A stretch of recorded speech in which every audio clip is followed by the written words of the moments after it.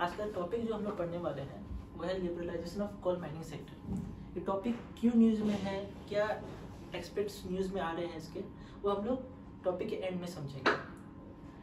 पहले हम लोग समझेंगे कि लिबरलाइजेशन ऑफ कोल माइनिंग का मतलब क्या होता है। 1973 में गवर्नमेंट ने कोल माइनिंग सेक्टर को नेशनलाइज कर दिया। नेशनलाइजेशन का मतलब ये होता है कि सिर्फ और सिर्फ गवर्नमेंट या गवर्नमेंट की एंटिटी इस सेक्टर में काम करेगी। और ये नेशनलाइजेशन जो है गवर्नमेंट ने जब स्टार्ट किया था 1973 में, जब नेशनलाइज किया था, ये नेशनलाइजेशन 2015 तक चला। इसका मतलब कोई भी प्राइवेट कंपनीज या private entities coal mining sectors में अलाउड नहीं थी फॉर द कॉमर्शियल माइनिंग। ठीक है, इसलिए ये न्यूज़ में काफ़ी। इस टॉपिक को हम लोग पढ़ेंगे 3 बेसिस में। पहला, इसके बेसिक्स टर्म्स समझेंगे, कुछ क्या क्या बेसिक टर्म्स है। दूसरा, इसकी बैकग्राउंड को थोड़ा समझेंगे।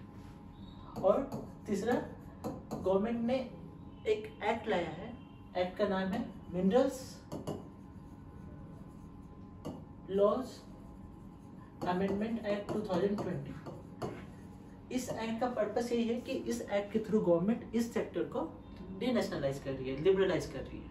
ठीक है, जो टर्म्स मैं यूज करने वाला हूं यहाँ इस टॉपिक के लिए वो है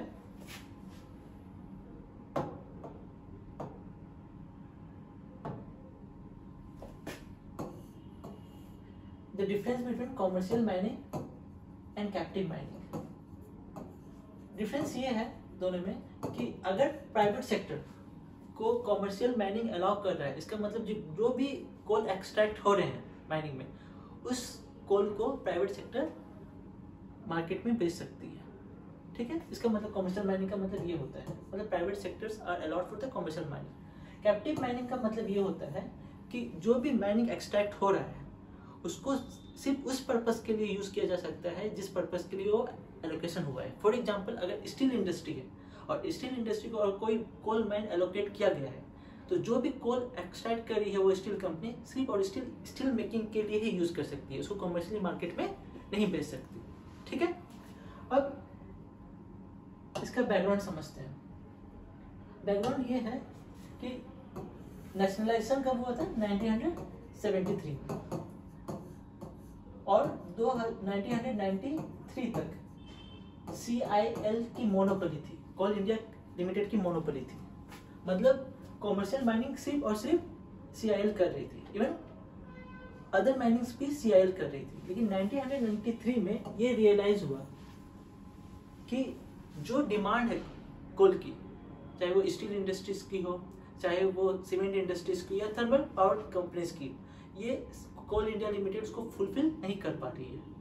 तब गवर्नमेंट ऑफ इंडिया 1993 में ये डिसाइड किया कि कैप्टिव माइनिंग अलाउ किया जाए प्राइवेट सेक्टर के लिए। तो in year 1993 captive mining was allowed. अब 1993 से लेकर 2010 तक nearly 2020 coal mines were allowed to different private companies for captive mining. Okay? लेकिन प्रॉब्लम क्या थी? प्रॉब्लम ये थी कि इस बीच में जो कोल माइंस एलोकेट किया गया था, उस एलोकेशन का क्राइटेरिया डिफाइंड नहीं था। एलोकेट कर रही थी एक expert committee which was headed by secretary of coal और मिनिस्ट्री ऑफ कोल, लेकिन किस बेसिस पे देना है कोल माइंस को वो कहीं पे डिफाइंड नहीं था। तो there was lack of transparency and objectivity. इसी कारण क्या हुआ कि 2012 में ये हाईलाइट किया गया कैग के द्वारा कि इस पीरियड में जितने भी कोल माइंस एलोकेट किए गए हैं उसमें काफी इरेगुलरिटी थी, करप्शन था काफी।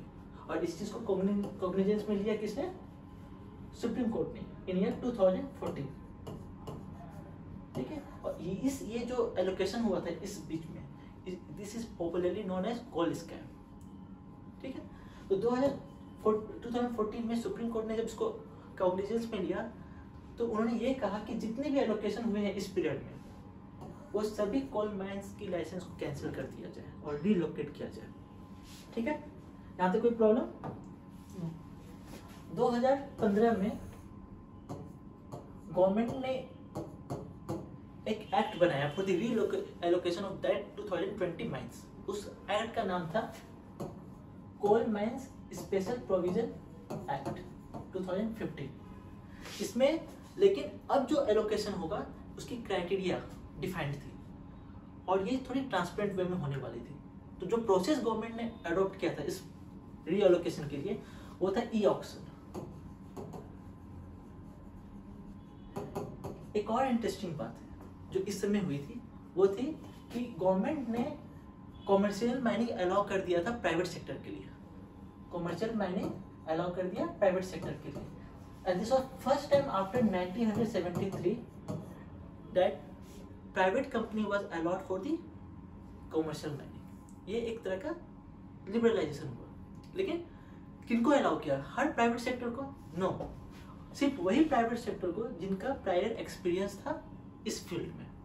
ठीक है, 2015 से लेकर 2020 गवर्नमेंट और चाह रही थी इस सेक्टर को लिबरलाइज करने की।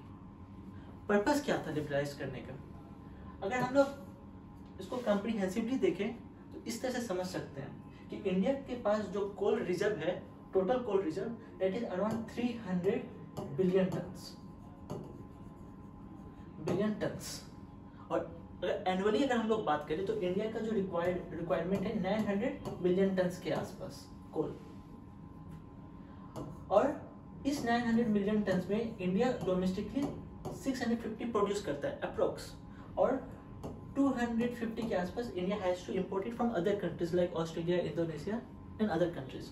The question that is bothering government of India is why India has to import this 250 million tons if India is having a huge reserve of 300 billion tons of coal.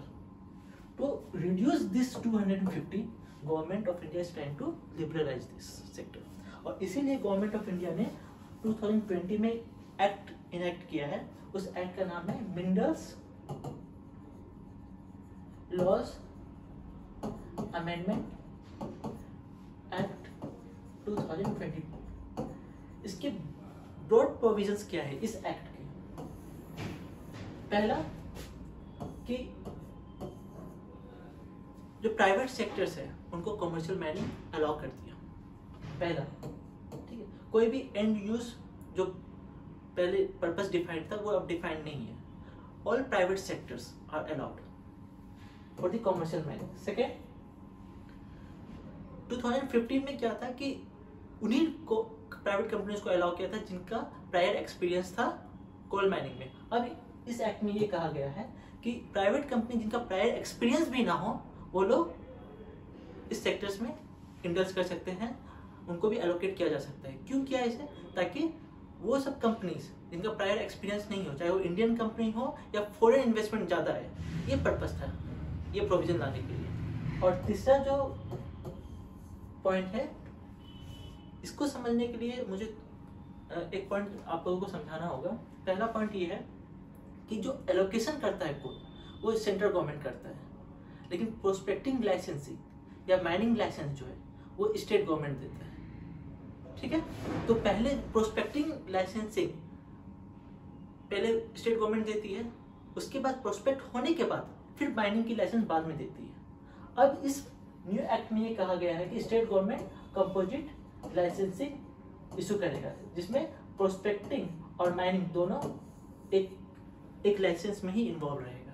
ठीक है, और fourth and most important point कि कोल scam का purpose क्या था, कोल scam का reason क्या था, सॉरी, तो रीजन ये था कोल स्कैम का कि जो भी प्रोसेस इन्वॉल्व था 2010 से के आसपास में, उसमें जो ऑक्शन हुआ था उसमें ट्रांसपेरेंसी नहीं थी, क्राइटेरिया डिफाइंड नहीं था, तो बहुत ही रैंडम वे में कोल को एलोकेट किया गया था and that eventually led to coal scam.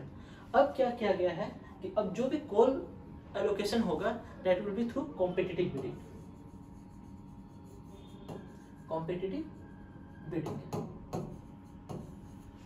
ठीक है, तो ये है पूरे स्टोरी कोल माइनिंग की। Now question is why this is in news. इसलिए न्यूज में है क्योंकि गवर्नमेंट ने ये एक्ट इनेक्ट किया और प्राइवेट सेक्टर को अब वो बहुत सारे माइंस एलोकेट कर रहे हैं through competitive bidding, so that the production of coal, domestic production of coal in India should increase eventually. ठीक है, ओके।